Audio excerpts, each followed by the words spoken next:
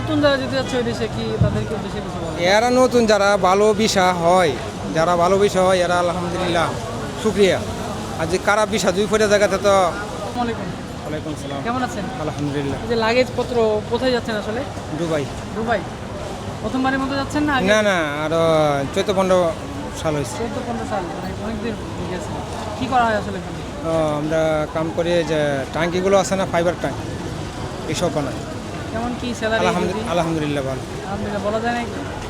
এবং বলা আলহামদুলিল্লাহ। আচ্ছা আলহামদুলিল্লাহ। এমনি আপনি তো অনেকদিন ধরে আছেন।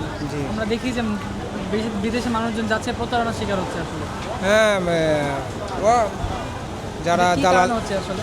দালাল দালাল যারা ধরে যায় এরা সমস্যা করে বেশিরভাগ। দালাল যারা চক্র বেশি, আর যদি কোম্পানি 20,000 টাকা দেয় তো সমস্যা হয় না। আপনি কোনো সমস্যার মধ্যে পড়েছিলেন? না আলহামদুলিল্লাহ, আমি সমস্যার মধ্যে পড়ছি না। করেন নাই? না না না, ভালো আছেন তাহলে? আলহামদুলিল্লাহ। কোম্পানি বিষয়ে আছেন না আপনি? না, কোম্পানি বিষয় আছে, কোম্পানি বিষয়ে কোম্পানি ভালো আছে। এই যে আপনি আসলেন এই খরচটা আসলে কে দিল? আসলে আমরা যাচ্ছেন না না, খরচ তো কোম্পানি যে আপনার টিকিট দিছে, আপনার টিকিট দিছে। কি খরচ করলো? কেমন করলো খরচ? খরচ তো প্রায় ওখানে যে টিকিট যে বাজার মানে 50-60 হাজার টাকা সিঙ্গেল টিকিট পাঠাইছে। 2 মাস আগে আসছিলাম, ওখানে যাইতেছি।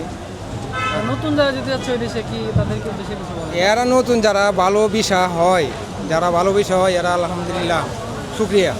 আর যে খারাপ ভিসা দুই ফোটা জায়গাতে তো। কি কি কাজ আছে প্রাধান্যটা বেশি আছে? সবচেয়ে কামে ওই যে প্লাম্বারের কামে, ইলেকট্রিশিয়ানের কাজ, ওর বিভিন্ন ধরনের কাম, এবং এই কাজটা এইটা সবচেয়ে ভালো। কাজ কি শিখে যেতে হবে? কাজ শিখে গেলে সবচেয়ে ভালো, এবং বেতন বেশি ধরে, আর হেল্পারও তো কমই ধরে, এইটাই সবচেয়ে বড় কথা। ঠিক আছে ভাই, থ্যাংক ইউ। আলহামদুলিল্লাহ। আসসালামু আলাইকুম।